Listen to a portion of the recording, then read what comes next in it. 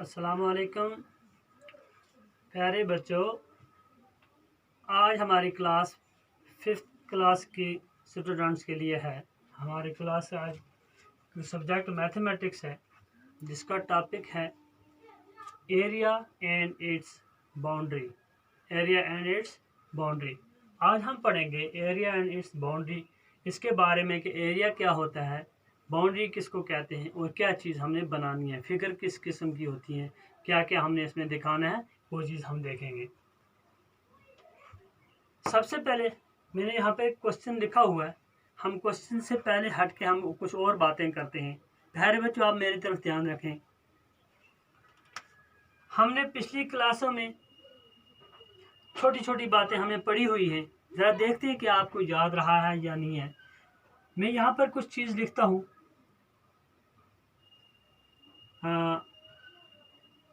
सबसे पहले मैंने यह एक चीज़ लगा दी आपके सामने, ये वहाँ एक लगा दिया नुक्ता, जिसको हम अपने क्या कहते हैं, नुक्ता बोलते हैं, लेकिन ये हम इसको मैथमेटिक्स इसको पॉइंट कहते हैं। क्या कहते हैं? पॉइंट। अब पॉइंट क्या चीज़ है?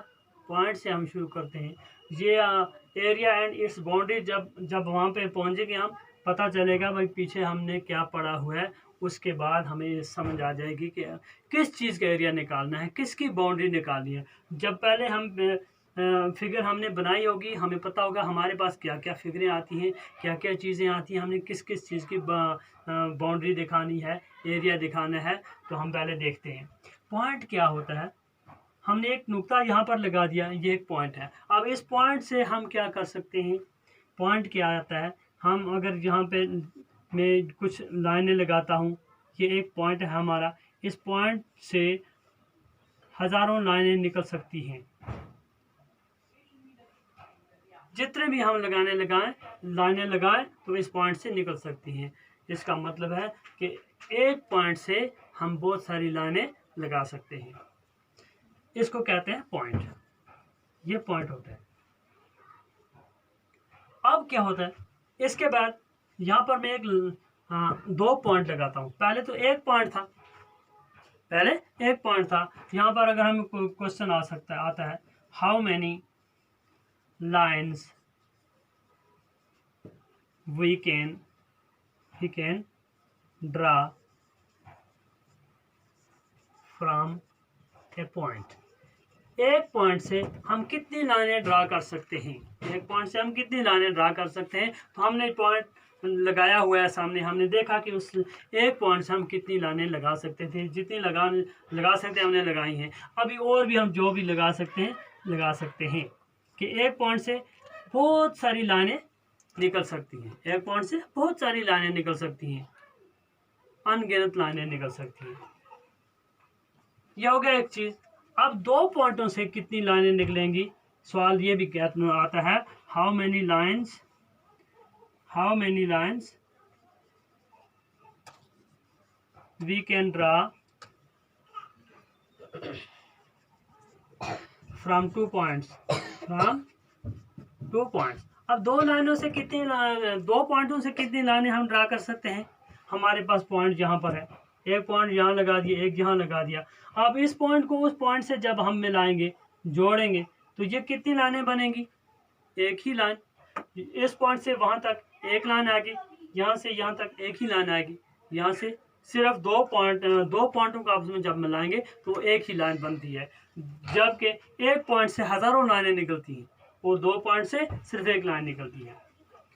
चलिए आगे हम क्या करेंगे? ये होगी पॉइंट और लाइन की बात। दो पॉइंट, एक पॉइंट की बात हमने की। अब आगे चलते हैं हम। अब 3 पॉइंट लगाते हैं। अगर हम 3 पॉइंट को एक ही लाइन में लगाएंगे, इनको लीनियर पॉइंट कहते हैं। जब हम इनको मिलाएंगे तो एक ही लाइन पे जो पॉइंट आते हैं, यहाँ पर आएगा, ये पॉइंट आएगा, ये पॉइंट आगे, तीन पॉइंटों पे एक लाइन आ गई। ये सीधी एक लाइन बन गई। इस एक लाइन पर जब 3 पॉइंट आगे तो इन तीनों पॉइंटों को हम क्या कहते हैं? Linear point. क्या कहते हैं? लीनियर पॉइंट हो गई ये बात। अब अगर इन्हीं 3 पॉइंटों को हम एक लाइन में नहीं लगाएंगे, लीनियर पॉइंट पर नहीं लिखेंगे, तो हम इसको फिर हम क्या बना सकते हैं इसका,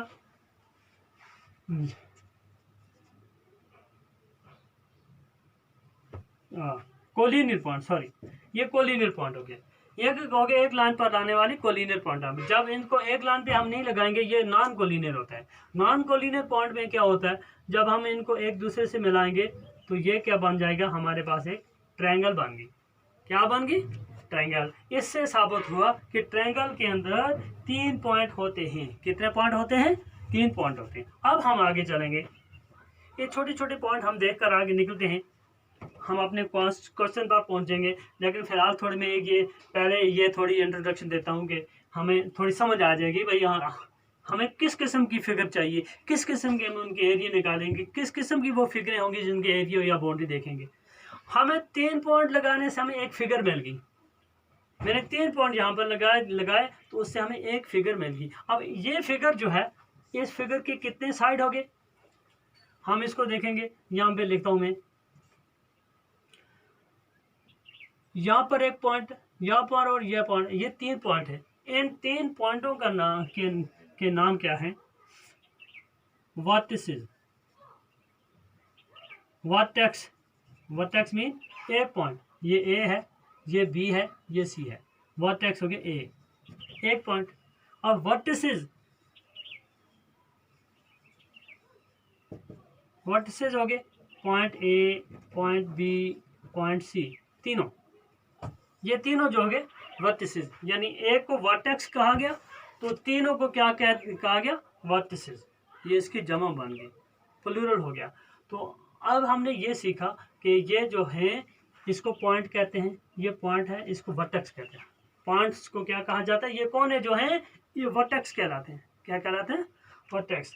तो हमें इसमें ये साबित हुआ कि ट्रायंगल के अंदर कितने वर्टेक्स हैं, कितने वर्टिसेस। हम इसको वर्टेक्स को एक लिखेंगे और वर्टिसेस, वर्टिसेस कितने होंगे, मैं लिखूंगा नंबर ऑफ वर्टिसेस। कितने हैं इसमें अंदर, इसके अंदर कितने वर्टिसेस हैं, 1 2 3, 3 वर्टिसेस। अब मैं लिखूंगा नंबर ऑफ फेस, फेसेस। कितने फेसेस हैं, फेस मीन साइड, ये इसको साइड भी लिख सकता हूँ। साइड्स कितने हैं, फेस तो एक ही है, ये सामने एक ही शक्ल आती है, एक फेस है। साइड कितने हैं, एक साइड, 2 साइड, 3 साइड। कितने साइड है ये, 3 साइड। यहाँ पर 3 साइड लिख दिया मैंने। अब number of angle, number of angles, angle को मैं पूरा लिखता हूँ, एंगल ये हो गया। नंबर ऑफ एंगल्स क्या है, ये एक एंगल है, ये दूसरा एंगल है, ये तीसरा एंगल है। और एंगल क्या है, किस तरह बनता है, जैसे अगर यहाँ पर एंगल ए है, एंगल बी है, एंगल सी है। अब एंगल ए को हम इस तरह भी लिख सकते हैं, एंगल बी ए सी, एंगल बी ए सी। अब एंगल बी को किस तरह लिखेंगे, एंगल बी को हम लिख सकते हैं angle A B C, angle A B C. और एंगल सी को किस तरह लिखेंगे, एंगल बी सी ए, या एंगल ए सी बी, इस तरह लिखेंगे। यानी सेंटर में जो आता है, बीच में जो आता है, बीच वाला एंगल होता है। क्या होता है, बीच वाला एंगल है। ये बीच वाला पॉइंट है ना, B point, A point, C point. यहाँ पर ए बीच में आता है, इसका मतलब ये एंगल ए है। यहाँ पर एंगल बी आता है, इसका मतलब एंगल बी है। यहाँ पर एंगल बीच में सी आता है तो एंगल सी है। ये चीज़ हमने पढ़ ली। अब हम क्या करेंगे, हम आगे निकलते हैं। इसमें हमें क्या क्या मिल गया, 3 vertices, 3 sides, 3 angles. 3 vertices, 3 sides, 3 angles हो गया। चलिए आगे चलो। ट्रायंगल के बाद हम क्या करते हैं, सबसे पहले हमने एक पॉइंट लगाकर देखा, उसके बाद हमने 2 पॉइंट लगाकर देखा, अब 3 पॉइंट लगाकर देख लिया। अब इसके बाद हम 4 पॉइंट कर देखते हैं। जरा देखते हैं हमारे पास 4 पॉइंट वाली शक्ल क्या बनती है।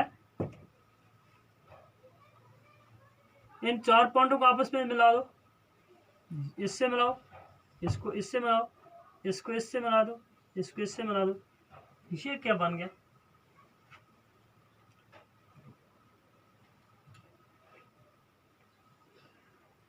ये किस किस्म की फिगर है, इसको क्या कहते हैं? इसमें क्या चीज़ हमारे पास सामने आती है, वो ये आती है, ये दो साइड आपस में बराबर आते हैं, ये दो साइड आपस में बराबर आते हैं, इट मीन्स ये रेक्टेंगल है। क्या है? ये रेक्टेंगल है। इसको कहते हैं ट्रायंगल, इसको कहते हैं रेक्टेंगल। क्या कहते हैं? रेक्टेंगल। अब रेक्टेंगल के चार साइड होते हैं, जिसको चार जिली कोई शक्ल भी होती है उसको हम क्वाड्रिलेटरल कहते हैं। चार जिली शक्ल किस कोई भी है उसको हम क्वाड्रिलेटरल कहते हैं। इट मीन्स कि चार जिली शक्ल में किसी के लाइन है, किसी के एंगल, किसी की साइड बराबर होते हैं, किसी के नहीं होते हैं, लेकिन साइड चार होते हैं। इट मीन्स कि वो क्वाड्रिलेटरल है। अब यहाँ पर ये क्वाड्रिलेटरल है, इस क्वाड्रिलेटरल का नाम रेक्टेंगल है, इस क्वाड्रिलेटरल का नाम रेक्टेंगल है। अब इसके अंदर वही नंबर हम लिखेंगे पहले जिस तरह लिखा, नंबर ऑफ वर्टिसेस। शाबाश बच्चों, बता सकते हो आप लोग वर्टिसेस इसमें कितने हैं? 1 2 3 4। यहाँ पर इसको नाम दे सकते हैं, कोई भी नाम दे सकते हैं हम, ABCD या ABCD लिखेंगे, EFDH कोई भी लिखेंगे, XYZ कोई भी लिखेंगे। यहाँ पर 4 पॉइंट आगे vertices, point 1, point A, point B, point C, point D, vertices आगे 4। आगे क्या लिखेंगे? Number of sides. कितने साइड है ये भी आप बता सकते हो, 1 side, 2 side, 3 side and 4 side, 4 side हो गए। अब आप बता सकते हो angle, number of angles. Number of angles कितने हैं? Angle 1, angle 2, angle 3 and angle 4, 4 angles. ये भी आ गया। ये है रेक्टेंगल। इसमें एक चीज और होती है, अपोजिट, हाँ,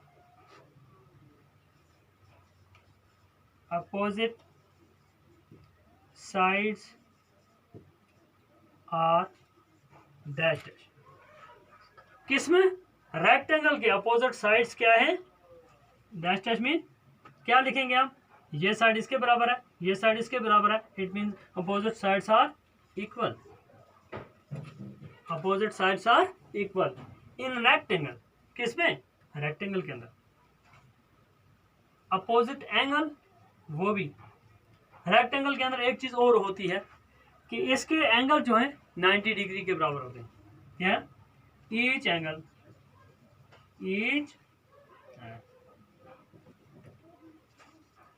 each angle is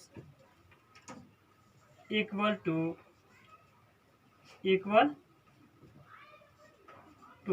dash, यानी equal to 90 degree. Each angle equal to 90 degree. Rectangle के हर एंगल जो भी हैं, जितने भी एंगल हैं, यानी 4 एंगल होते हैं, all angles are 90 degree.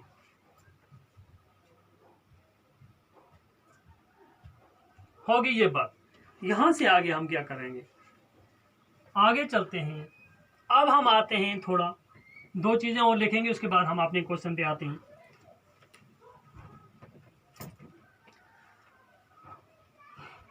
Triangle पे होगी, रेक्टेंगल पे होगी।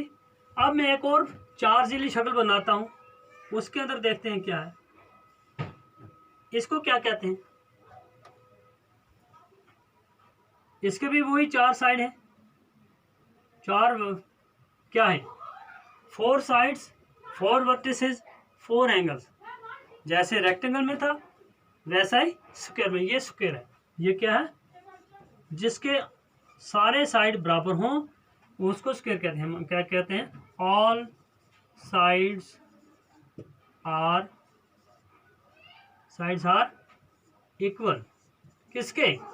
स्क्वायर के। स्क्वायर के सभी साइड बराबर होते हैं। ये साइड इसके बराबर है, ये साइड यानी ये साइड, ये सारे बराबर हैं।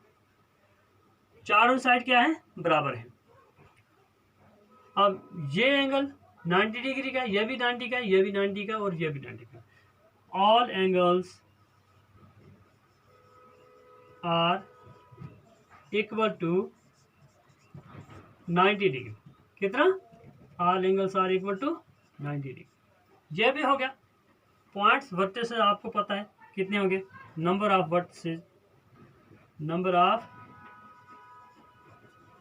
वर्टिसेस कितने आगे 4, नंबर ऑफ साइड कितने आगे, नंबर ऑफ साइड्स वो भी आगे 4। इसके अंदर भी ये चीज़ें आ गई।